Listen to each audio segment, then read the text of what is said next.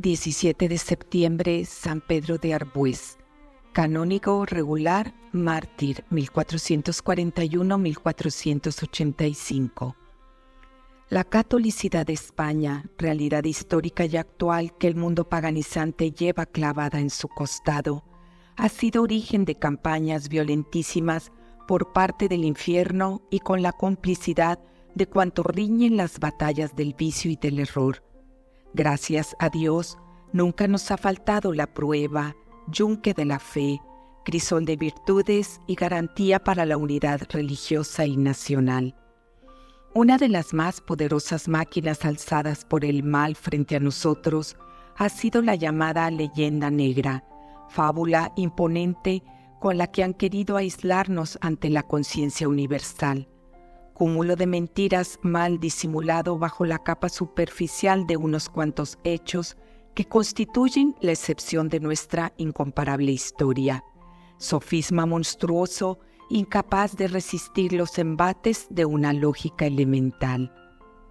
El más firme de los asideros con que han contado hasta hace poco nuestros impugnadores ha sido la Inquisición, tribunal sobre cuyo tablado levantó la calumnia un monumento de falsedades para servicio de traidores y eruditos a la violeta. Modernamente han sido muchos los investigadores concienzudos de todos los campos nacionales y aún del sector extranjero no católico, salidos a la palestra para desempolvar la verdad histórica y dar al traste con tanto infundio y mala fe. Y, al profundizar en las razones que la inspiraron y en las consecuencias derivadas de su actuación, han descubierto, algunos con no pequeño asombro, lo que para nosotros fue siempre meridiana claridad: la Inquisición española, tribunal eminentemente popular, indiscutiblemente beneficioso, era absolutamente indispensable para mantener la unión religiosa y social de nuestro pueblo. Es esta una importantísima verdad que ha necesitado cierta profundidad de tiempo para definirse históricamente. Luchaba entonces el español contra dos gravísimos peligros: el de los moriscos, que encarnaba la última y violenta reacción de lo musulmán tras 7 siglos de ingente lucha, y el de los judíos, cuyo lazo de unión con lo nuestro se estableció a través de los falsamente conversos, gente sin fe, honor ni moral, que trataba de minar en sus primeros cimientos nuestra misma estructura. ¿Qué hacer en tal conflicto religioso?, ha escrito Menéndez y Pelayo, con tales enemigos domésticos. El instinto de la propia conservación se sobrepuso a todo y, para salvar a cualquier precio la unidad religiosa y social, para disipar aquella dolorosa incertidumbre en que no podía distinguirse al fiel del infiel ni al traidor del amigo, surgió en todos los espíritus el pensamiento de la Inquisición. Hace pregonado con grande algarabía que aquella institución significó un oprobio para la conciencia y un atraso para la cultura. La primera de tales gratuitas afirmaciones descansa sobre el prejuicio creado por la leyenda. Reducida la cuestión a su cauce histórico y al ambiente general de la época, fácil es comprobar que no hubo tribunal más benigno ni que con mayor interés y resultado obrara en pro de la humanización de los castigos. Y, con relación a su influjo en la cultura, ha dicho el incomparable crítico citado: nunca se escribió más ni mejor en España que en esos 2 siglos de oro de la Inquisición. Y aún puntualiza que en el siglo XVI, inquisitorial por excelencia, España dominó Europa, aún más por el pensamiento que por la acción, y no hubo ciencia ni disciplina que no marcara su garra. Cierto que las leyes de entonces parecen bastante duras a nuestro modo actual de enjuiciar, pero eran leyes de época, creadas por la sociedad para su propio gobierno, según el temperamento del ambiente típico general. Por otra parte, jamás la Inquisición entró en aplicar penas, salvo las canónicas, extraordinariamente suaves. se limitaba a inquirir en cumplimiento de un deber judicial que le incumbía. Luego, relegaba a los contumaces al brazo secular, único que aplicaba las sanciones establecidas para los delincuentes en el Código General de la Nación. El estudiante. Pedro de Arbués, de nobilísima familia emparentada con los condes de Aranda, había nacido en Épila, del Reino de Aragón, el año 1441. Fueron sus padres don Antonio Arbués y doña Sancha Ruiz, excelentes cristianos de quienes el niño recibió muy felices ejemplos y educación esmerada. Y como Pedro revelara magníficas disposiciones para el estudio, proporcionáronle muy luego maestros que le enseñaran no menos en la ciencia del espíritu que en humanas letras. Nuestro joven tuvo así ocasión de lucir las bellísimas prendas de ingenio con que le adornara el Señor. Pero, si sacó grandes provechos para la inteligencia, tuvo al mismo tiempo exquisito cuidado de que a par de ella floreciese el corazón en virtudes eminentes.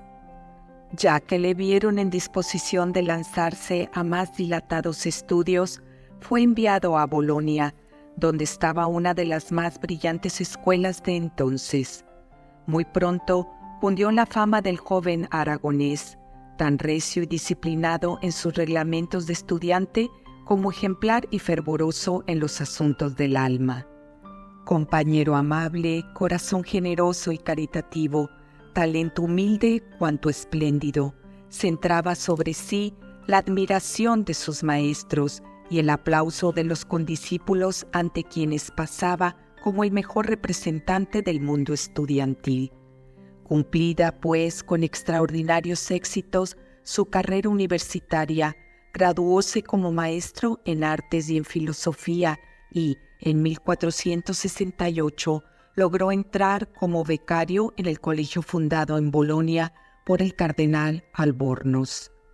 Siguió aquí la serie de triunfos académicos durante los 5 años que dedicara a la ampliación de sus estudios teológicos y, al cabo de ellos, el 17 de septiembre de 1474, recibió el grado de doctor.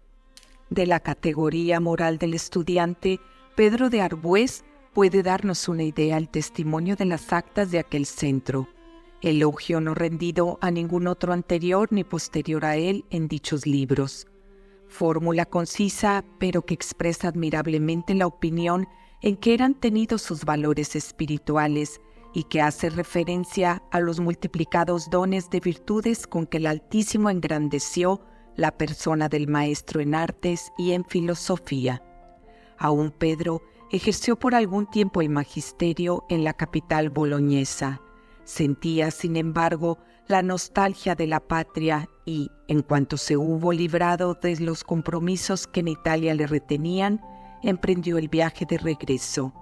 De esta manera venía preparando el cielo aquel vaso de elección que tanta gloria había de dar un día a la Santa Iglesia por la eminencia de sus virtudes y como glorioso mártir de la fe.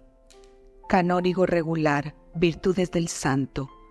Los grandes méritos del doctor Arbués habían saltado las fronteras, de modo que llegó a España precedido del renombre a que le hicieran acreedor su vasta ciencia y las grandes virtudes con que adornaba su alma, y el 30 de septiembre de 1474 fue nombrado miembro del Cabildo de la Santa Iglesia Catedral de San Salvador, llamada generalmente la CEO de Zaragoza.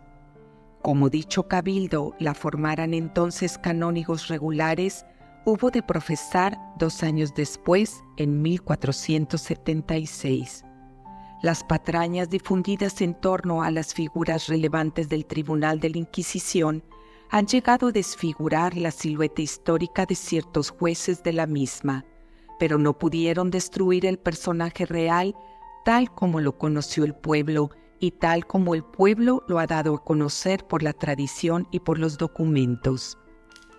Pedro de Arbués, hombre extraordinario por la esplendidez de sus facultades y por el brillo exterior a que fácilmente hubiera podido llevarlas, fue, no obstante, sencillísimo en su vida y humilde, porque así lo imponía la vocación de santidad a que se sentía llamado. Sus contemporáneos, todos están contestes en reconocerlo y se hacen lenguas de sus virtudes, así como de la abnegación de sí mismo, con que se entregaba a las exigencias del deber, sin parar mientes en compromisos o dificultades. Ayudábale a esta fidelidad la energía indomable de su carácter, capaz de todo cuando mediaba la obligación, y en las varias ocasiones en que vio peligrar su vida por la causa del oficio, limitóse a poner su confianza en Dios y a tomar el mínimo de persecuciones aconsejadas por la prudencia. Fueron asimismo proverbiales su industriosa caridad y el amor con que se daba a cuantos solicitaran o tuvieran necesidad de su ayuda. Y aún desde su cargo inquisitorial luchó lo indecible por librar a los enjuiciados del brazo ejecutor representado por los tribunales civiles. El pueblo, juez desinteresado a quien difícilmente escapan las razones que pesan en favor o en contra de quienes figuran en el tablado de la vida pública, intimó pronto con el bondadoso canónigo en el que admiraba la espontaneidad y sencillez no menos que sus gloriosos antecedentes, porque era forzoso reconocer la valía de quien en el extranjero había dejado tan alto el nombre español y que, en el escenario menor de la vida local, daba ejemplo de las más estupendas virtudes completamente olvidado de sí mismo. Muy por encima de cuanto los falsificadores han inventado para desprestigiar su figura, queda la sentencia popular, la cual resumía su veredicto llamando familiarmente a Pedro el Santo Maestro Épila. Inquisidor General de Aragón. Ya hemos apuntado, páginas atrás, cómo el doble peligro con que los falsos conversos y el remanente musulmán atentaban a los intereses vitales de España habían dado pie para crear, con carácter nacional, el Tribunal de la Inquisición. Tal iniciativa estaba en la raíz misma de lo popular, ya que el pueblo, muy cansado de ver cómo a sus expensas medraba y se fortalecía una categoría social extraña al país y respaldada la inmensa mayoría de las veces en la falsedad y en el perjurio, deseaba interponer legalmente un cerco desde donde poder defenderse de aquellos malos enemigos. En 1484 publicóse el reglamento de la nueva institución cuyo primer juez, Torquemada, seguía inmediatamente al Consejo Supremo, el cual, a su vez, dependía de los reyes católicos.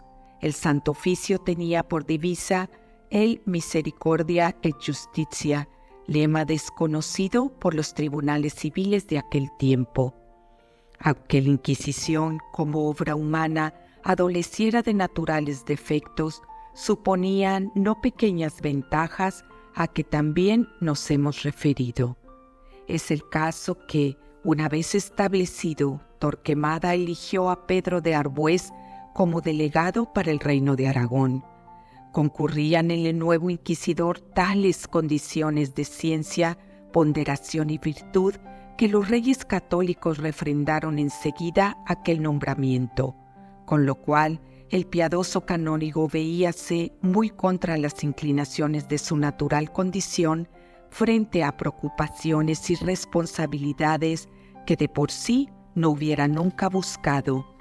A sabiendas, pues, de lo que le esperaba, pero alentado por la voz de la conciencia, asumió la función y proveyó a designar subalternos. El nuevo tribunal apenas encontró oposición entre los aragoneses. Sin embargo, no pudieron estos por menos de manifestarse en contra de determinados procedimientos que estaban en pugna con el carácter regional y contra lo establecido en los fueros, de donde surgió una tirantez que los neoconversos judíos, numerosísimos y muy influyentes en la capital, Zaragoza trataron de mantener y acrecentar en el pueblo. El nuevo magistrado hizo caso omiso de tales alborotos, cuya causa y razón principal no se le escondía, y entregóse de lleno a la labor sobradodura que le había cabido en suerte. Llovieron los obstáculos sobre su camino, y, con el fin de entorpecerle el trabajo, pusiéronsele en contra las más poderosas fuerzas movidas por la influencia y por el dinero. Pero el celoso juez, atento siempre a cuanto significara caridad o justicia, estaba dispuesto a mantenerse firme frente a la amenaza o el cohecho, dispuesto a morir por la fe. Aquella oposición del pueblo aragonés a ciertas fórmulas del Santo Oficio que estaban en pugna con el propio carácter fueron recogidas por los descontentos, quienes se sirvieron de ellas como de pretexto para exigir una revisión. Formaban en el grupo de los confabulados personas de nota y ricos comerciantes sobre los que pesaba la amenaza de la Inquisición. Estaban todos ellos decididos a conseguir a cualquier precio, si no una revocación total, por lo menos una atenuación suficiente como para salvarse a sí mismos del riesgo. Con tal propósito, acudieron al Justicia Mayor a fin de que, en uso de sus facultades, inhibiera de proceder a los inquisidores.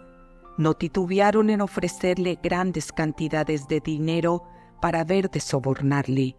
Pero como aquél no se atreviera a pronunciarse contra una entidad nacida y amparada a la sombra del trono y por la voluntad de los mismos reyes, limitóse a interponer sus buenos oficios cerca de la corte. Los demandantes no esperaron, sin embargo, a una superior determinación y resolvieron por sí dar solución tajante al enojoso pleito.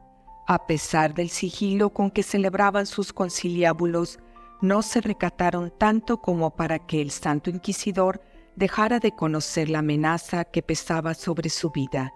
No obstante, lejos de turbarse por ello, siguió trabajando cual si nada supiera de todo aquello.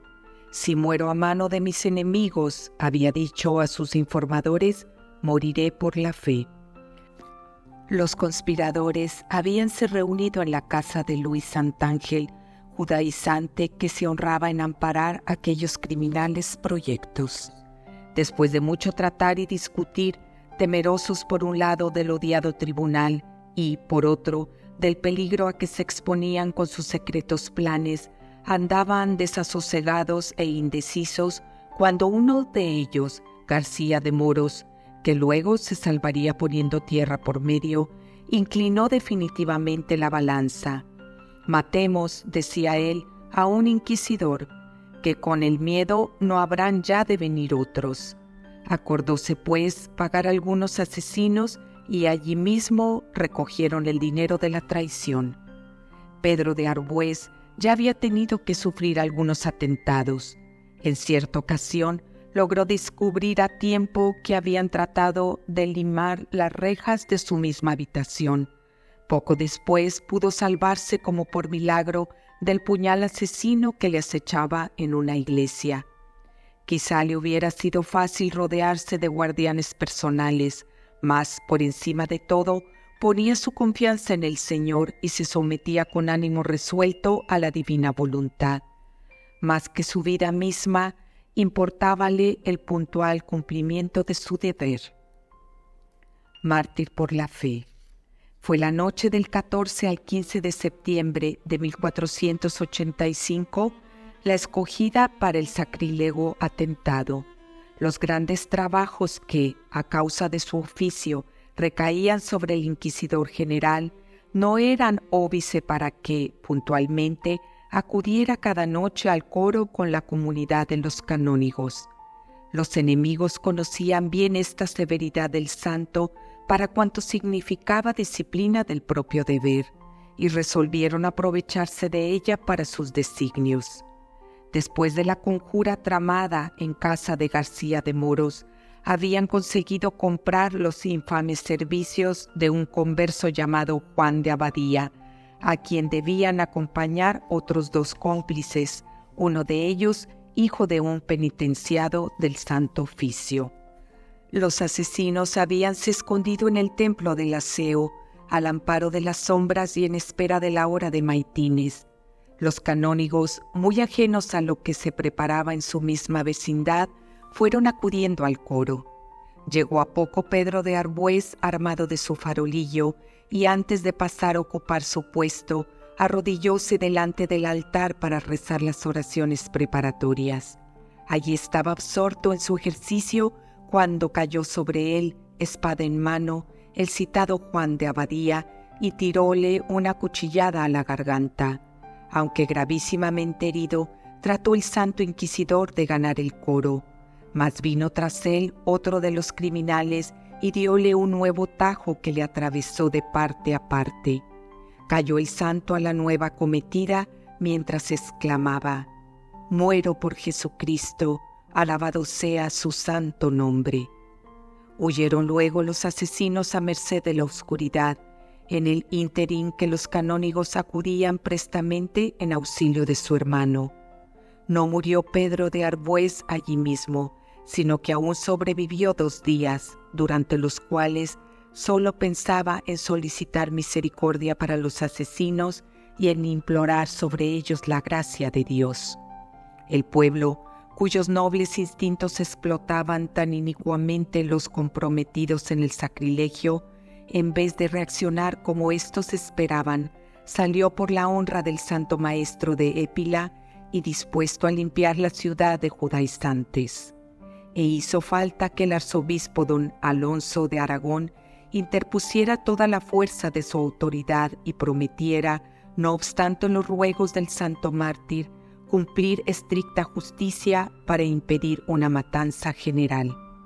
Los asesinos fueron presos y decapitados. El principal ejecutor de Abadía no esperó a la sentencia y se suicidó en la cárcel. Algunos de los instigadores lograron con tiempo escapar a la justicia, y entre tanto, el cuerpo de San Pedro de Arbués recibía el homenaje de toda la ciudad. El honor de los altares. Pronto la tumba del glorioso mártir se convirtió en punto de cita para los fieles. La veneración que le acompañara en vida transformóse en verdadero culto desde el momento en que Pedro de Arbués cayera al pie del altar como víctima propiciatoria de la maldad judía. Los grandes favores alcanzados por su intercesión acrecentaron más y más la devoción del pueblo, el cual no tardó en solicitar para el ilustre compatriota la glorificación definitiva. Pasaron, sin embargo, bastantes años antes de que se vieran satisfechas tan justas esperanzas. Por fin, cuando corría el año de 1664, el sumo pontífice Alejandro VII, al que venían piadosamente importunando el monarca español Felipe IV y el cabildo de Zaragoza, movido por las señales con que el cielo honraba de continuo al insigne mártir, dio cima a los procesos canónicos publicando el correspondiente decreto de beatificación. Aún faltaba un paso para coronar los deseos del mundo cristiano. Pío IX, gran admirador de la obra, vida y muerte de nuestro santo, así como de los prodigios con que se manifestaba la divina voluntad, publicó el 29 de junio del año 1867 la tan deseada bula de canonización. Fijóse la fiesta del aniversario para el 12 de septiembre, pero en España viene celebrándose tradicionalmente el día 17 del mismo mes. El sepulcro del santo forma la mesa del altar en la capilla que le está consagrada en la Catedral de la Seu. Han llegado hasta nosotros algunos de los escritos de San Pedro de Arbués, entre ellos un libro de sermones, memorias y advertencias eclesiásticas y el rezo de la corona de Nuestra Señora.